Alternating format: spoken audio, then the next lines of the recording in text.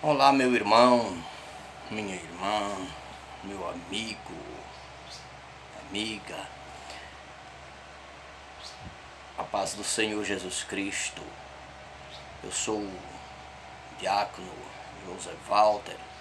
Para quem não sabe, também trabalho como missionário no sertão do Piauí, precisamente no interior do município de Coronel José Dias.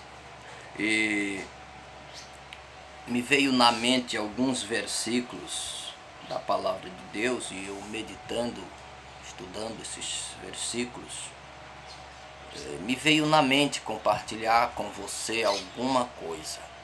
Peço a você que veja esses versículos e preste atenção neles. Eles vão fazer bem para a tua alma e para a tua vida. E disso eu tenho certeza.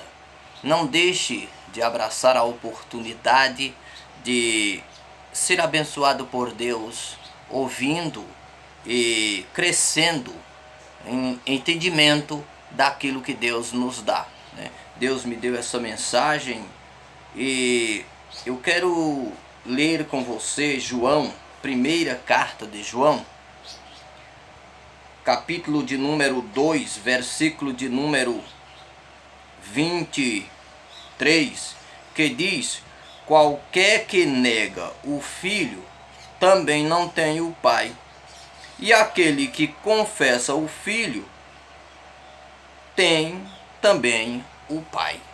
Esse texto é interessante para nós. Quem negar Jesus, não adianta, não tem Deus na vida. É o que esse texto nos mostra. Mas se alguém confessa Jesus, crê em Jesus, confessa a Ele como Senhor, Salvador da sua vida, da sua alma, esse automaticamente tem Deus na sua vida. E isso é uma coisa que desde o princípio Deus tem falado para o seu povo, para os seus servos. Para que Deus permaneça em nós, nós temos que permanecer em Cristo. Nós temos que guardar os mandamentos de Cristo. E é interessante, como vou mostrar que estou guardando os mandamentos de Deus? Como eu vou mostrar para a sociedade, para a igreja, para a comunidade cristã, que eu estou guardando os mandamentos de Deus? Isso a sociedade vai notar em você a partir das tuas diferenças, tua forma de atitude, de comportamento no meio da sociedade. Quando você, eu, nós decidimos seguir a Cristo, aquilo que o mundo oferece, a gente deixa de lado. A gente não guarda para nós, a gente não busca para nós, a gente abandona. Porque se nós temos Jesus, Ele deve ser a suficiência da nossa vida.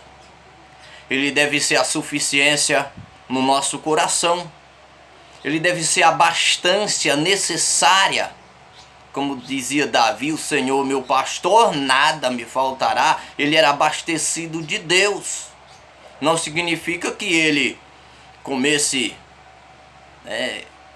carne de gado todos os dias, né? De fato ele era o rei, não faltava, né? Eu creio assim.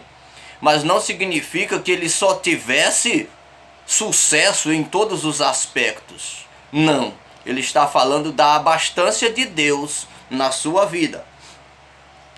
E a Bíblia nos diz assim: não ameis o mundo, e nem o que o mundo há. Está em João 2,15. Quem ama o mundo, o amor do Pai não está nele. dizer que ama a Deus e viver na prática do mundanismo, estamos mostrando que não temos entendimento de Deus ou que realmente estamos afastados de Deus, né? Deus deve ser a primazia na nossa vida. Deus deve ser a primazia no nosso coração. Se Deus não é a primazia no nosso coração, também a salvação da nossa alma não tem nenhuma garantia. Porque a garantia da salvação é Jesus. O caminho da salvação é Jesus. O acesso a Deus é Jesus. O acesso à entrada e morada no céu é Jesus. E se nós amarmos o mundo mais do que a Jesus, Jesus não vai estar na nossa vida. E se nós amarmos a Jesus e ao mundo ao mesmo tempo, Jesus sai de cena, o Espírito Santo de Deus sai de cena, que é quem intercede por nós no céu, diz a Bíblia, com gemidos inexprimíveis, e nós nos tornamos absolutamente sozinhos e abandonados por Deus. Aí as pessoas dizem, mas Deus não despreza a ninguém. A Bíblia diz que se o ímpio se converter, Deus não despreza. Mas nós vamos ver que quando alguém insiste em viver na impiedade, Deus se afasta dele. Por exemplo, o profeta Samuel tinha um coração muito bom, muito amável. E Samuel agora se coloca a orar por alguém. E Deus chega e diz, por que tu ora por mim se eu já virei as costas para ele? Se tratava de alguém que pertencia a Deus, foi mandado por Deus que Samuel o ungisse como rei, trata-se do rei Saul. No entanto, Samuel orando por ele, Deus diz, não ores por ele, eu já rejeitei. Eu já virei as costas, porque ao mesmo tempo que ele amava a Deus, ele amava o mundo. Ao mesmo tempo que ele dizia ser de Deus, ele estava consultando uma pitonisa ou uma feiticeira. Ao mesmo tempo que muitos estão dizendo eu sou cristão, estão fazendo outras coisas que não agradam a Deus. Segundo a Bíblia Sagrada, por exemplo, eu tenho observado nos status de WhatsApp, Facebook, inclusive até desfiz do Facebook, não tenho mais, Instagram, eu tenho observado muitos cristãos, nominalmente falando, cristão entre aspas, é claro que o verdadeiro cristão não faz isso. E se alguém que quer ser um verdadeiro cristão está fazendo, tem que abandonar o quanto antes para que não perca Jesus. Mas coloca lá nos status, sentado em uma rodada de bebida, aonde não tem ninguém que adore a Deus. Ou, enquanto tem muitas músicas evangélicas, pessoas colocando nos seus status músicas de cantores mundanos, às vezes até com aquelas bailarinas, com roupinhas bem curtas, bailando lá na maior imundície e imoralidade, mas está lá nos status de alguém que diz cristão. Aí eu pergunto, será que Jesus está satisfeito com isso? Bote uma mensagem de fé, de salvação, de arrependimento. Você é cristão. Você já abandonou o pecado. Você já desprezou o pecado. A Bíblia diz que não há comunhão entre a luz e as trevas. E em Hebreus, no capítulo de número 10, versículo de número 26, diz, porque se nós pecarmos voluntariamente, depois de termos recebido conhecimento da verdade, já não resta mais sacrifício pelos pecados. 27. Mas uma certa expectação horrível de juízo e ardor de fogo, que há de devorar os adversários. Então, se nós fomos iluminados, encontramos com Jesus, abraçamos a fé, colocamos Jesus em primeiro lugar, agora por que voltar? O apóstolo Pedro compara essas pessoas que alcançam a chance da salvação, de se livrar do pecado, passam tempos nas igrejas, cantando, louvando, segundo eles adorando a Deus, e depois voltam para bebedeiras, para as baladas e para tantos outros tipos de coisa. Esse versículo está dizendo, esse texto aqui, melhor voltando aqui, esse texto de Hebreus está dizendo que já não resta mais esperança, mas sim uma expectação horrível de destruição. Agora o apóstolo Pedro, ele diz que é como a porca que volta para a lama depois de ser banhada, jogada água, lavada. Tenta banhar um porco e solta ele perto de um barreiro de lama para ver, ele volta para lá, para a lama.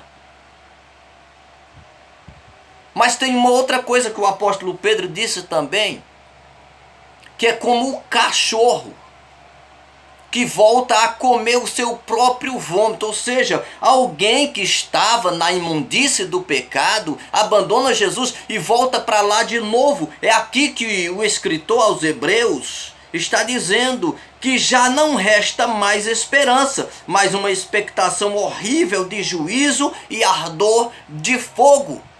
É o que aconteceu com Saul. Deus mandou Samuel ungir ele como rei. Ele agora se adire a voltar, ele agora resolve, melhor dizendo, a voltar, pecar, desobedecer a Deus, consultar feiticeiros, fazer tudo quanto Deus era contra, né? E agora Deus vira as costas para ele e diz: eu não quero mais saber, Samuel, de tu orando por ele, porque eu o abandonei, eu virei as costas, eu desprezei, ele não serve para mim, porque ele faz pouco de mim. O que acontece com muitos cristãos é que eles hoje, quando eles botam uma foto lá, levantando um cigarro, um copo de cachaça, ou uma bebida lá na rodada dos escarnecedores, como diz a Bíblia, eles estão dizendo duas coisas. Eu estou mostrando para a sociedade quem eu sou, o compromisso que eu tenho com a ética, com a moral cristã. E eu estou mostrando também que eu estou esnobando da cara daqueles que se dizem cristãos e que são direitos, que são sinceros. Eu estou dizendo para ele que a liberdade está aqui. E eu quero lhe dizer que todos que fazem isso estão presos no jugo do pecado. E se o homem não se livrar do jugo do pecado, jamais ele estará com Deus um dia no céu. Aí você diz: mas como vou me livrar? Jesus fez a parte dele. Agora eu vou esperar Deus me converter, eu vou esperar Deus trabalhar no meu coração. Ele vai trabalhar, quem vai trabalhar no teu coração é o Espírito Santo. Mas depois que você tomar uma atitude de abandonar o mundo. Na minha juventude, muitas pessoas me criticavam porque eu não ia para o campo de futebol. Eu não ia para corridas de cavalo. Eu não ia para tantos outros locais. E por que eu não ia? Como verdadeiro cristão, eu não me sentia bem nesses lugares. Então eu não ia. Por quê? Porque eu não via lá ninguém que temesse a Deus. E a Bíblia nos mostra que quando nós andamos com alguém que este é pecador e profano, é para nós abandonar, desprezar, porque não dá certo com a gente. Daqui a pouco ele vai nos induzir ao erro. E ainda que nós não venhamos a errar, mas a sociedade vai dizer, ele diz que é crente, mas só anda com pessoas ruins. As coisas que ele posta na internet não é coisa de crente. As coisas que ele fala na internet não é coisa de cristão. Então, se nós queremos Deus, se nós queremos o céu, nós temos que olhar para o que diz aqui. Tem muitas pessoas que dizem, mas eu não aprendi ainda. A Bíblia tem tudo para nos ensinar. Eu considero que uma pessoa com poucos meses de crente ainda não aprendeu muita coisa. Mas quando o Espírito Santo me chamou, os meus 7 anos de idade, eu por mim mesmo já abandonei campo de futebol, blocos de bebedeiras, e eu fui crescendo nisso e nunca andei com esse tipo de pessoas. Nunca procurei andar com pessoas maldosas. Como diz Davi no Salmo de número 113, se eu não me engano no momento, eu procurarei pessoas boas para que estejam comigo, para que trabalhem comigo. Eu procurei pessoas boas. Me dediquei ao trabalho, me dediquei a Cristo, às vezes até zombado e criticado pelo próprio patrão, porque dizia ele, eu perdi a minha juventude pelo fato de não estar nas farras. No entanto, eu preferia, quando saía do serviço, ir para a igreja, ir para o culto. Final de semana, dedicava aos trabalhos da igreja. E Deus me abençoou. Hoje, posso dizer, com alegria no meu coração, glórias a Deus, porque até aqui me ajudou o Senhor. E dentro desta palavra, eu tenho crescido, tenho andado e tenho sido guardado por nosso Senhor e Salvador Jesus Cristo. Que Deus nos abençoe, abençoe você, aquele abraço carinhoso, e que essa mensagem fale ao teu coração, como tem falado ao meu, e que possamos nós, a cada dia, nos guardar do mal, guardar o nosso coração e viver segundo a vontade de Deus. Que Deus abençoe você, o seu lar, a sua família, em nome de Jesus.